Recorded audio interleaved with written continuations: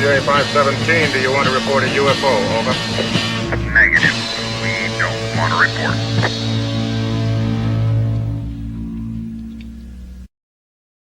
Look, it wasn't my worst Wednesday night.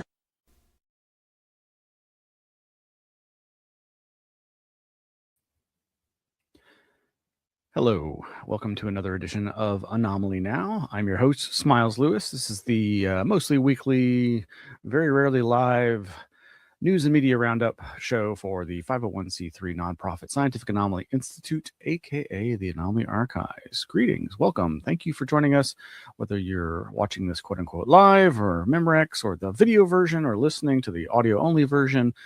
You can go to our website, anomalyarchives.org, and find all kinds of information about our nonprofit, its goals of preservation and public education on all things anomalous. And you can find the show notes for every single episode of Anomaly Now since its inception in 2020. It is Wednesday, January 28th, 2026. Let's dive right in. So I like to highlight material that is available online for free that folks might want to examine, explore. And one of the things I wanted to remind folks is that we, the Anomaly Archives, were graced with the opportunity to offer the wonderful finale issue of Houston Sky magazine. That's the newsletter Houston Sky that was published back in the 1990s, 11 issues of it by our good friend Gail Neeson. And she has put together and printed and put out into the world the 12th issue, the final issue, long overdue, but long worth the wait. A really amazingly interesting time capsule of publication that highlights both the ideas of big name UFO researchers, even some debunkers circa 30 years ago, and what they have concluded about the nature of the UFO phenomena, and bringing it up to date with a lot of new information. And we've uploaded copies of this online. You can download a PDF of it if you'd like to read it, or you can try to reach out to her at the contact information available there at our website, anomalyarchives.org. Just search for Houston Sky, and you'll find information about that. And we have uploaded it to one of these websites, and for the time being, it is still available.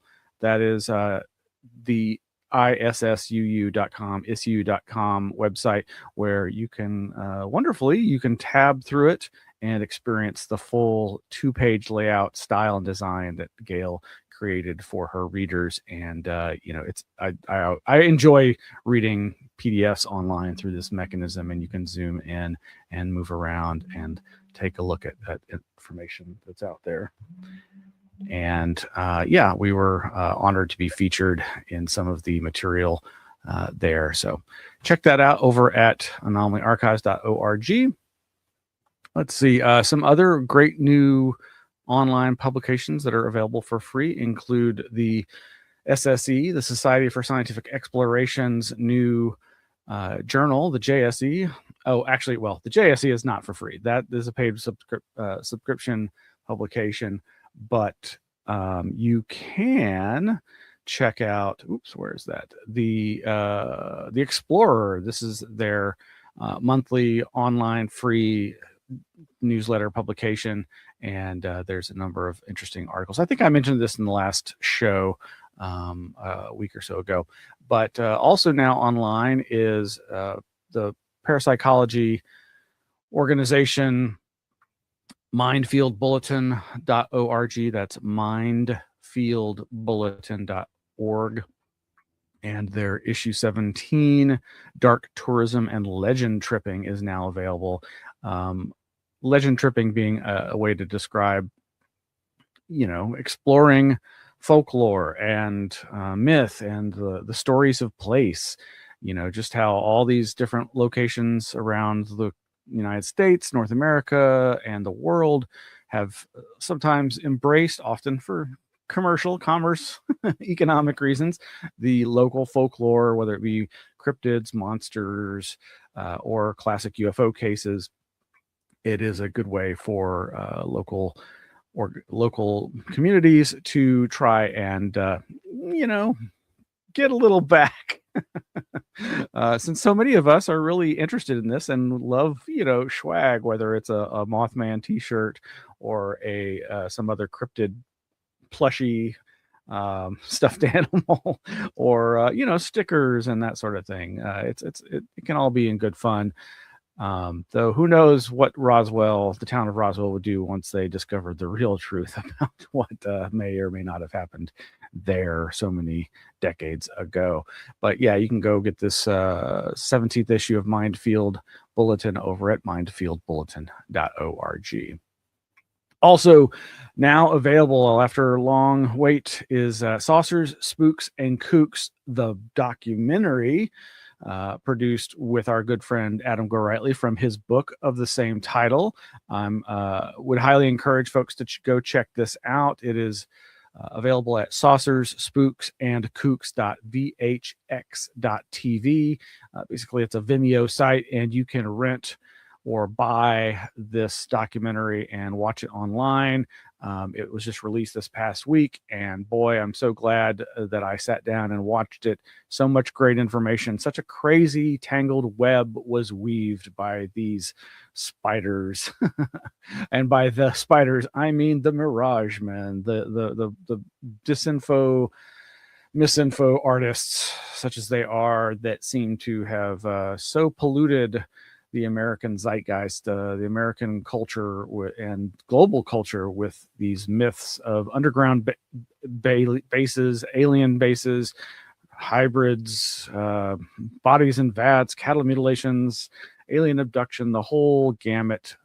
It's a fascinating look into the birth of a modern UFO myth, close to the subtitle of Greg Bishop, his book Project Beta, which Greg Bishop is featured in this, Chris Lambright's featured in this, a number of great people are featured in this, and it's well worth your time and money. I personally am very much glad I bought a copy, pre-ordered, and am very much looking forward to rewatching it again and again. So you might find that interesting. Meanwhile, in the UFO realm, I think last time I've mentioned this fellow a couple of times, Jason Samosa. That's Samosa, Samosa. And he has been doing a series of deep dives on Jacques Vallée as revealed through Jacques' journals, all 6 volumes.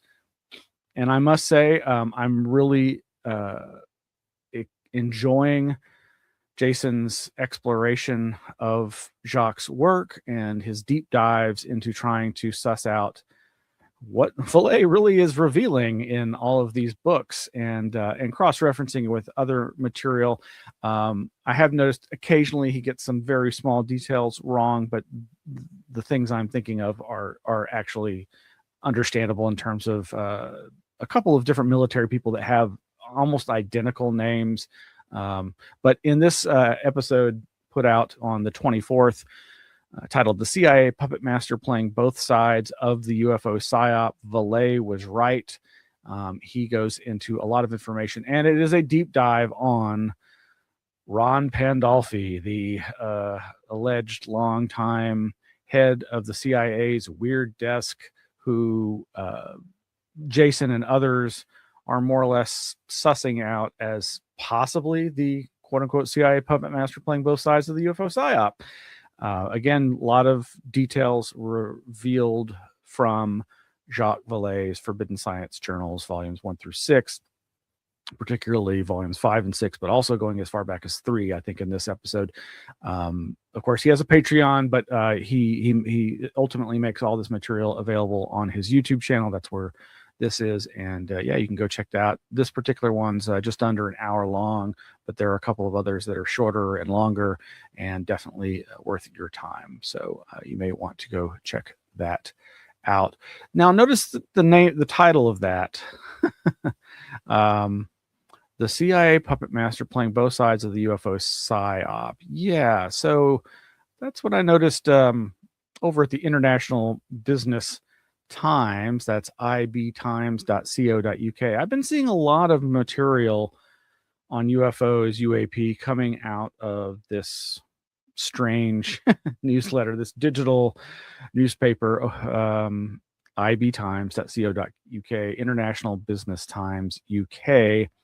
And note the title of this one: CIA puppet master accused of running both sides of the UFO psyop, a deep dive into Dr. Ronald Pandolfi's mysterious role in shaping UFO secrecy and influencing intelligence programs by Crisnell Longino.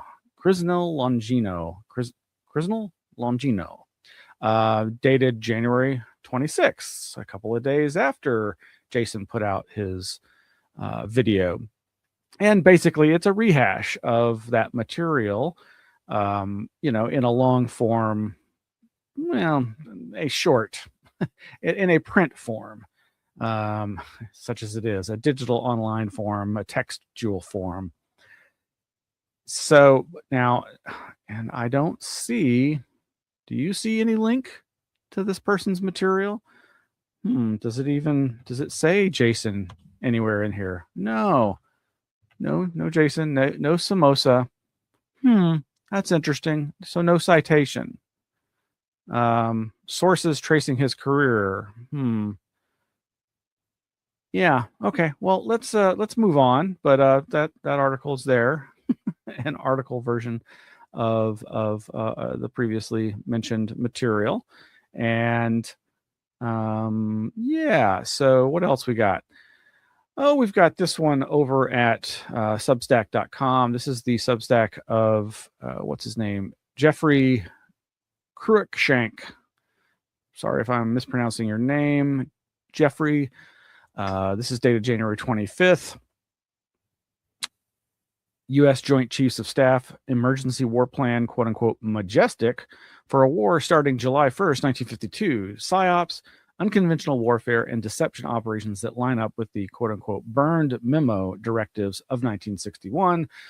Subtitle: CIA Director Alan Dulles' concern about JFK's inquiries regarding Majestic 12 activities prompted a rewrite of the plan for the quote unquote unlikely event UFOs revealed themselves, or if JFK shared secrets. Now, I am of the opinion, as I think most reputable, respected UFO researchers, a few are the exception, that the classic Majestic 12, MJ12 documents are fakes. That's not to say that they couldn't possibly be recreations in a fanciful form of some real UFO-related, extraterrestrial-related contingency plans. It's my understanding, it's been a long time, I have to dig up the references, but that there were some documents that referenced a Majestic, but that they were PSYOP plans, and that they didn't seem to have anything to do with UFOs or extraterrestrials. Now, I haven't had the chance really to dig into this. I know I say that all the time. There's just so much, folks. I do my best. But I'm very interested to see this article. I'm not familiar with this writer. And yeah, we'll have to check it out. So yeah. Okay. Meanwhile, back at the IB Times. Oh, Crisnell Longino at it again. January 26th. Inside America's hidden quote-unquote Majestic war plan built for UFO disclosure and mass deception. Newly examined records suggest Majestic was less about aliens attacking and more about managing truth. Okay. Yeah, just scrolling through. Oh, only fragments of Majestic have survived public release. Oh, it looks like, yes, this at least cites, it appears to cite that same article that we were just sharing with you. Okay, well, at least there's a citation there to the source material. Oh, okay. Crisnell. Christnell, what is, I'm sorry, Crisnell. Doesn't that sound like Criswell? Criswell, psychic from the old days, black and white film like Plan 9 from Outer Space. I don't know. Anyway, okay. Moving right along, They Rode the Flying Saucers has finally been released. This was a UFO documentary about the contactees that I was long waiting to see released. It is now available on YouTube. It is an unlisted URL, but I don't know that it's not intended to be viewed publicly. So we're putting a link to it. They rode the flying saucers, the story of the contactees, their rise and fall. And I'm very much looking forward to it. There is Aaron Gulius, a much younger Aaron Gulius. This has been in production for years, and I'm just glad that it's finally seemingly been completed. Maybe this is a rough cut that isn't actually supposed to be being distributed, but I'm pretty sure it's already out there. It's a film by Patrick Connolly. Oh, look, there's a young Nick Redfern, younger than the last time I saw him. We wish you well, Nick.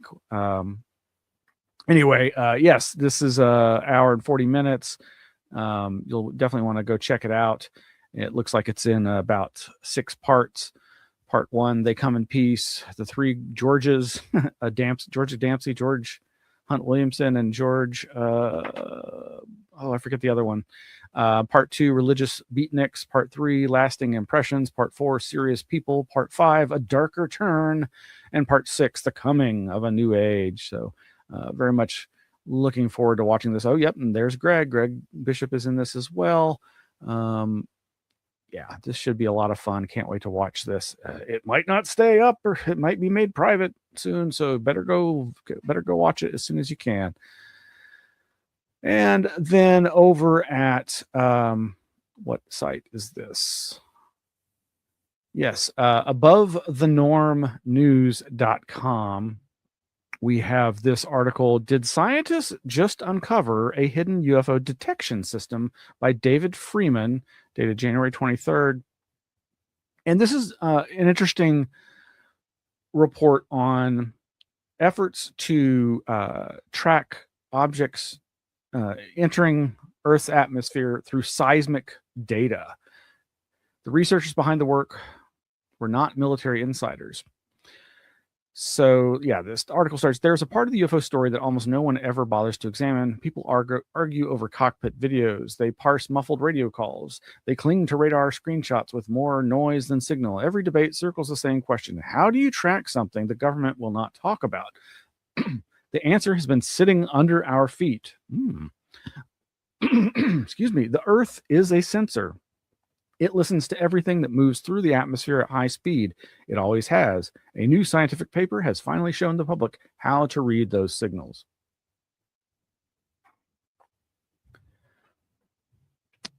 The researchers behind the work were not military insiders. They were not aerospace contractors or classified analysts. They were 2 academics from Johns Hopkins University and Imperial College London.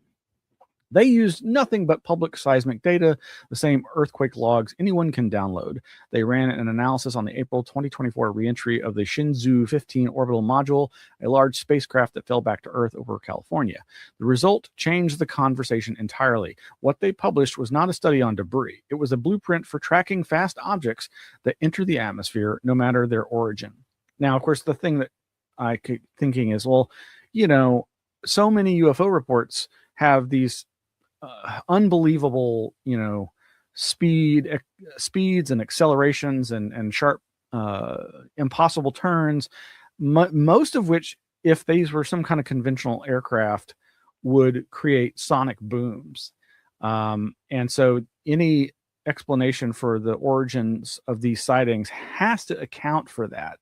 And I thought, well, so how is that going to be applied to this situation? Each station recorded, the article goes on, each station recorded a timestamp. Each timestamp carried distance and direction. When the researchers lined up the data, the path of the object appeared segment by segment, a clear line from the coastline to the Nevada desert. The shockwave pattern also revealed the speed. By analyzing how the hyperbolic arrival curves spread across the region, the team matched velocities between Mach 25 and Mach 30. They identified a descent angle as the object dropped deeper into the atmosphere. They measured the N-wave that indicated a hypersonic body interacting with dense air. They detected a sequence of fragmentation pulses, 8 to 11 of them, each separated by fractions of a second, revealing that the module tore itself apart over a 2-second window. They at some point, I'm trying to find where they deal with what I'm saying here. Here we go. This is where the UFO angle becomes unavoidable. If a spacecraft creates a shockwave signature this strong, then anything else moving through the atmosphere at comparable speeds will do the same. UFO reports are filled with descriptions of fast acceleration, silent motion, and abrupt direction changes. When an object accelerates through the air, the atmosphere responds with pressure waves. Even if the craft produces no audible boom, the ground may still feel the pulse. I'm not as versed as these fellows, I'm sure, and so I'm going to take their word for that, and I'm very excited by this. You can read the rest of this over at abovethenormnews.com. It does link, I believe, yes, to the science.org paper, Reconstructing Atmospheric Reentry Trajectories Using Seismic Networks, over at science.org. And this article is over at abovethenormnews.com and is titled, Did Scientists Just Uncover a Hidden UFO Detection System? By David Freeman. Good job. Very interesting. And back to the IB Times. I will say, what I do appreciate about this Crisno Longino, Gino, whatever they, her, him's name they are, if they are a real person, and I'm really beginning to doubt it, they are bringing me, drawing my awareness to things that I may have missed, but also a lot of these articles I'm finding through, of course, Anomalous.com. Highly recommend Anomalous.com. Scientists reveal lightning can spawn UFO-like plasmoids in shocking experiments. This is all based on a new book, which, again, the source material is linked here. A major scientific book on the phenomenology of lightning now includes an explicit chapter on UFO-like events, arguing that many reports could be rooted in real atmospheric plasma rather than extraterrestrials. On page 68, the description of lightning-born fireballs is so precise that it mirrors modern footage of the Tic Tac object struck by a missile and seemingly unharmed. And they do link to that book, and I am very curious about it, because basically what this idea is kind of similar to the old idea put forth by skeptic debunker Phil Klass, that many or most UFOs were in fact some kind of plasma phenomena, and that they're just misidentifying this natural phenomena as being some kind of intelligently controlled or directed technology. And various researchers like astrophysicist Massimo Teodorani and others have long speculated that there could be intelligent living plasmas, that maybe UFOs represent some kind of space critter or some atmospheric critter. And plasmas have all kinds of amazing and important and interesting aspects that do seem to be explored by this book. Again, yeah, I meant to open that, and here is the book over at novapublishers.com, Phenomenology of the Ball Lightning and Its Relevance for Other Enigmas of Nature. You can buy a copy there, and it does list the table of contents. Ball lightning models, short review, experiments potentially informative for the ball lightning genesis, current status of the concept of self-organization, experimental device and results, conceptual model of the ball lightning, explanation of the ball lightning observational characteristics, self-organization and the origins of UFOs, dynamical self-organization and the origin of life, biophoton emission and intercellular communication, and final remarks, references, and index. Now, this dynamical self-organization and origin of life, I believe it was in a UFO anthology published over a decade ago that I think was either 1987, maybe. If 97 was the 50th anniversary, anyway, it was like the 40th anniversary, I think, of the birth of the modern UFO era, June, July 1947, Kenneth Arnold sighting and the Roswell crash. There was an article about Earthlights and an essay about Earthlights in that anthology, I believe. And I believe that was the first place I think I ever came across this idea that Earthlights or some kind of plasma phenomena could be connected to the self-organizing birth of life on this planet. Speculative, but I have since seen other references to this idea. Of course, I think before that, just this idea that somehow lightning, and lightning obviously being plasma, and ball lightning being spherical contained lightning of a sort, plasma. Lightning was long thought to be the genesis possible for all these bio sludge, this potential, these amino acids or whatever. I'm probably using the wrong terminology. Anyway, you can check that out. I'm very curious about this book, Phenomenology of the Ball Lightning and its relevance for other enigmas of nature. And I'm glad to have been made aware of it by Crisnell Longino over at the IBT, the International Business Times.co.uk. If that's your real, if you are a real person. I'll come back to this issue in just a bit here. Meanwhile, over at medium.com, Julia Mossbridge is putting out some great material. She's recently appeared on a vodcast show with an interesting title. Let me see if I can find Yes. Was I a CIA experiment? Remote viewing and psychic abilities with neuroscientists from telepathy tapes. She's a guest on that show, but yes, here over at her blog, jmossbridge.medium.com. Welcome to the Inspiracy. Nicely played.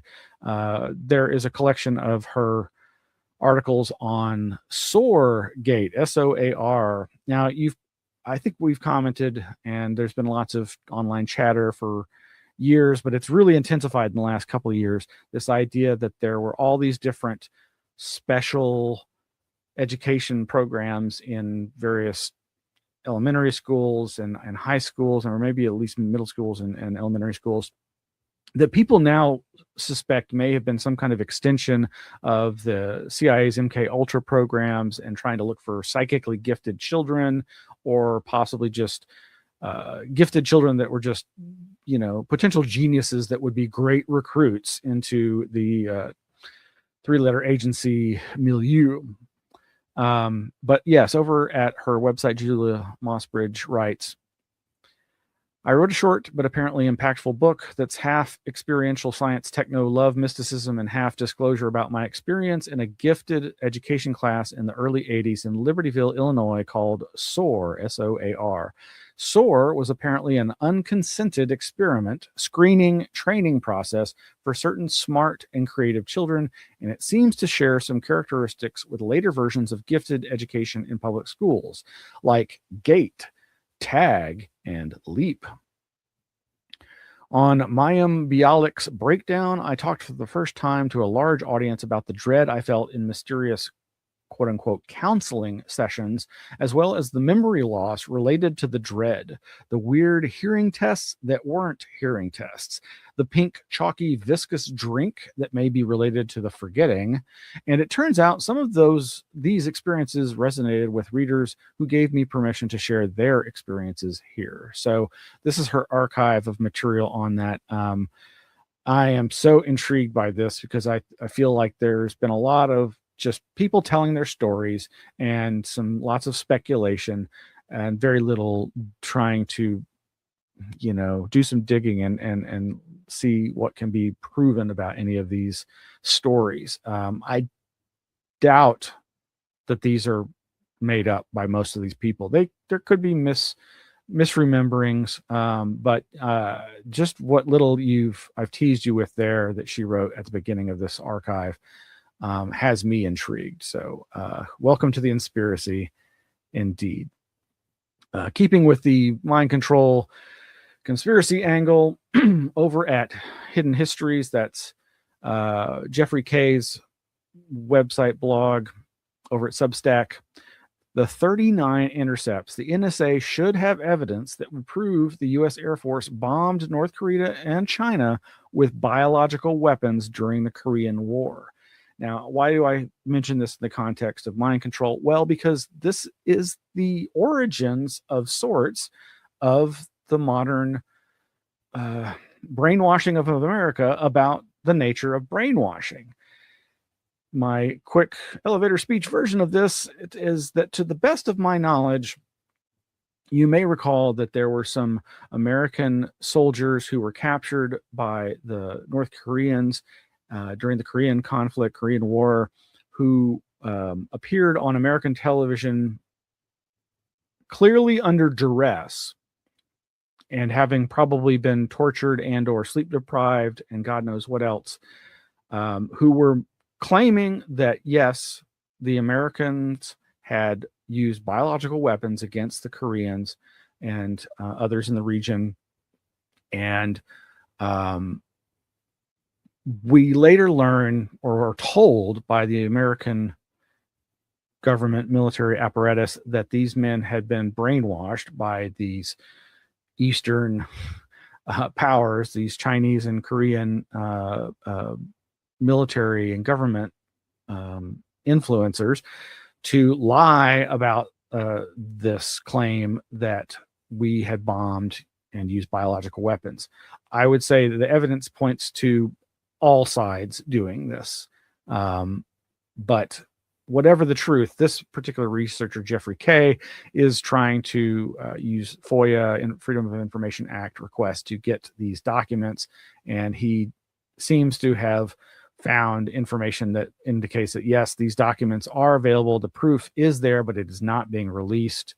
I'm sure there's a lot more to the story. It's a nice long article that is going to take some time to digest, but that's why I bring this up, because of this, how it connects also to possibly later down the line, in a different vein, you have the Japanese Unit 731, the story about how their Joseph Mengele, who their horrific research into chemical and biological weapons and their use of their testing of these things on unwitting victims who were both the disabled, the handicapped, as well as prisoners of war from other countries, and how there could be a connection to Roswell through Nick Redfern's book, Body Snatchers in the Desert, and later the Roswell Conspiracy,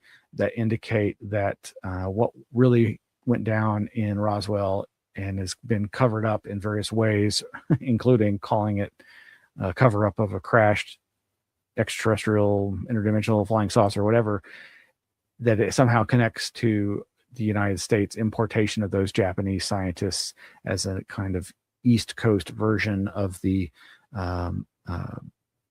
Project Paperclip importation of the Nazis into America post World War II. Horrific stuff. And I'm always glad to see when people are trying to dig deeper into that and find out the reality. Now, shifting gears to cryptozoology, we have over at bfro.net report number 79672, Class A, submitted by witness Andrew Bird on Wednesday, January 14th, 2026.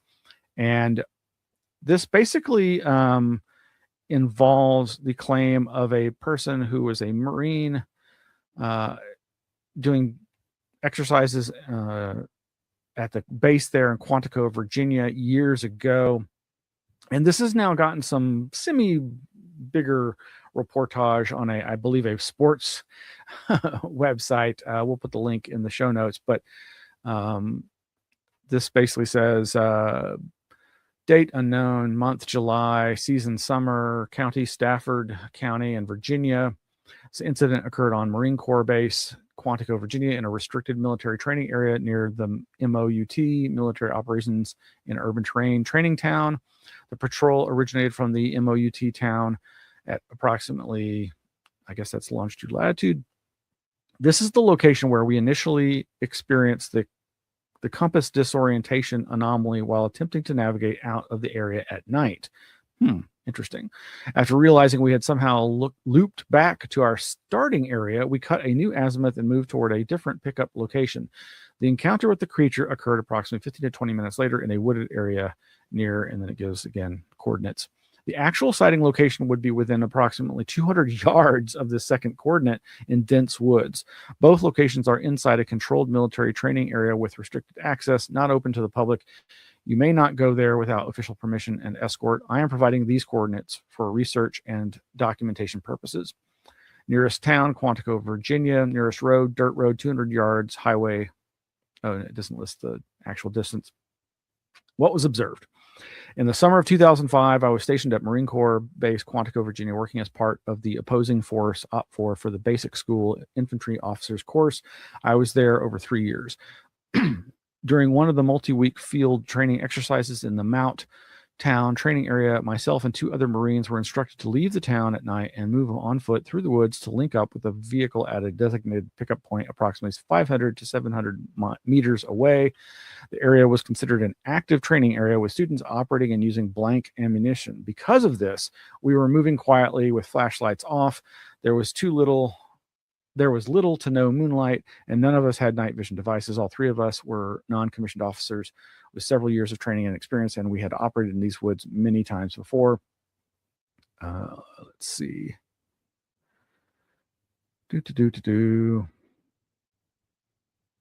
Approximately 15 to 20 minutes into this second movement, we heard a loud sound to our left, like a tree cracking or falling. Concerned about the possibility of a falling tree, we turned on our flashlights and looked in that direction. We observed 2 trees next to each other, bending toward one another. When we looked up, approximately 20 to 30 feet above the ground, we saw a large, hairy creature with its back facing us. The creature appeared to be pulling the 2 trees together. The hair was a brown or reddish-brown color. I could not determine whether it had climbed the tree or was already in it, but it was clearly manipulating both trees with great strength. These are not small trees. The creature was large, approximately 8+ feet in height, with a large body, far larger than a person, and its proportions and movement did not resemble a human. At that moment, I froze. I was the 3rd person in our file. The Marine in front of me immediately started running. The 2nd Marine shouted something and also started running.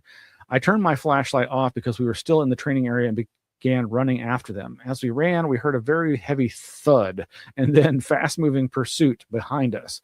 There were loud crashing and breaking sounds like something large moving rapidly through dense brush. This continued for approximately 20 to 30 seconds. At that point, I yelled for the Marine in front to turn on his light so we could move as fast as possible without falling. We turned our lights on and ran at full speed in the general direction of where we believed the road and pickup point were, no longer using our compasses. After approximately 5 minutes of running, we reached the vehicle. We jumped in and urgently told the driver to leave immediately. What we saw was not a black bear or any known animal in the area. Black bears in Quantico are relatively small. That would not explain the size and the way the creature was holding onto the trees with long arms and the strength required to bend the trees together and the speed and power of the movement we heard pursuing us through dense forest. This figure did not resemble a person in any way. I do not believe a human could have been in that position or moved that way. The distance from us to the creature when we observed it was approximately 20 yards.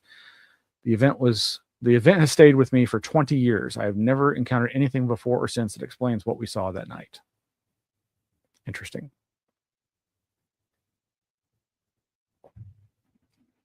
All right. Yeah, that's over at bfro.net. And lots of other reports there as well. There's also this other article, birminghammail.co.uk. Bigfoot sighting at Cannock Chase, as dad says, it moves so fast. The dad believes he saw the fabled beast charging through woodland, and it wasn't the first sighting at the Staffordshire beauty spot. Now, if I'm not mistaken, and I'm I don't have my British geography all in my head very well, but I believe Cannock Chase is also associated with the area where the Bentwaters RAF, the classic British Roswell case occurred, and that Professor Simon Holland has done lots of reporting on. And I think he recently has some other very strange reports of cryptid type creatures seen in the area. But yeah, you can read all about this over at birminghammail.co.uk. And let's see. Yeah, so I mentioned free publications, and I highly recommend Anomalous.com is a great daily news source for all things anomalous. Really love the work that Patrick Weege and his crew do over there. That is where I get a lot of my news leads, and I come across stuff organically, but that's also where I go knowing that I'm going to find some stuff that I probably haven't seen before. And that's also where I've been seeing a lot of links to this International Business Times journalist alleged, but no. So over at anomalous.com today, there's a lot of interesting links to articles about UFOs, and that journalist alleged. I think it's AI, folks. I think it's not a real person. But there's this interesting bit about from Vice News. Australia's ocean glitch is a weird wave vortex nobody can fully explain. You can go check this out. Where is that? Yeah, here we go. Over at vice.com. Australia's ocean glitch is a weird wave vortex nobody can fully explain. And this still picture here kind of captures a bit of it. There in the article is a link to a YouTube video that goes into more of this, but you can kind of see here it's something. Basically, these surfers encountered this strange exploding wave phenomena quite a ways off the coast of Australia, and 10 years ago, and caught footage of it, or a photo of it, and it basically seemed to be like two waves coming together in a way that seemed anomalous and resulted in this huge upwell of water after there seemed to be a pit of nothingness below it at the center. And you can kind of see in this thumbnail here, in the center is this very rock looking thing, but it's a depression, and that's where all these waves are coming together, and then this massive sploosh happens. You've got to watch the video. This isn't that anomalous. I mean, it seems anomalous. They have some oceanographers and wave specialists that are like, yeah, this is pretty strange.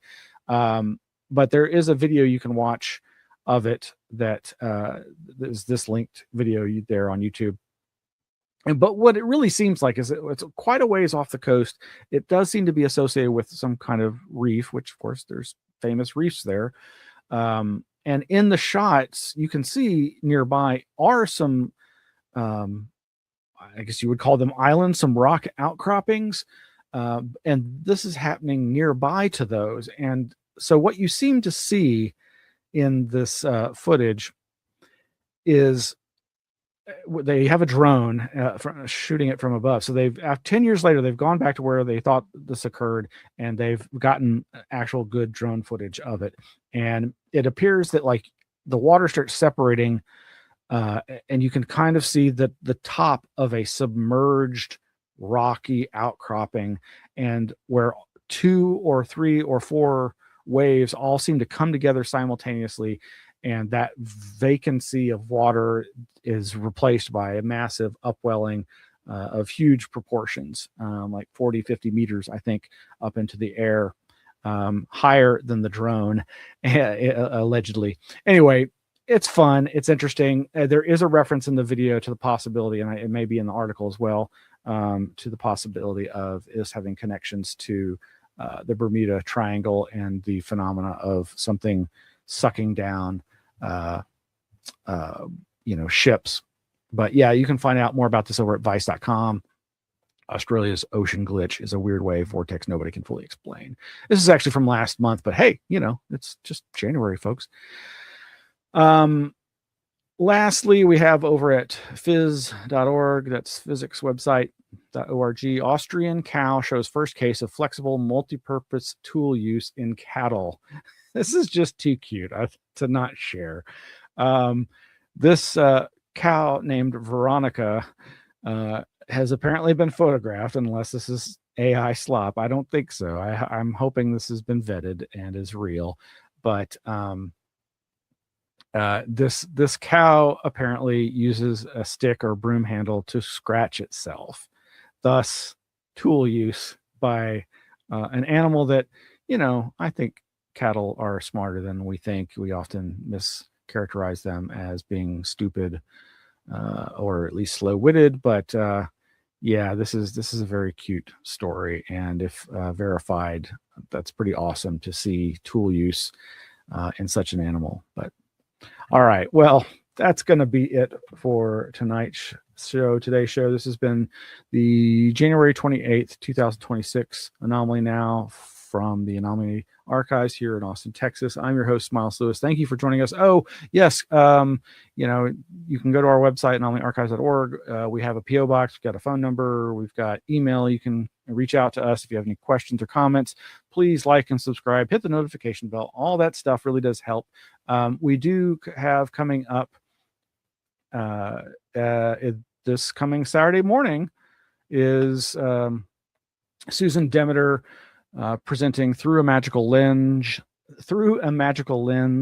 exploring the paranormal by means of occult practices. Very much looking forward to hearing what she has to say. Of course, she's somebody we've been very enamored with ever since really becoming aware of her back in like 2016, 2017, when she was one of the contributors to the fantastic UFOs Reframing the Debate book published by White Crow Publishing and edited by Robbie Graham.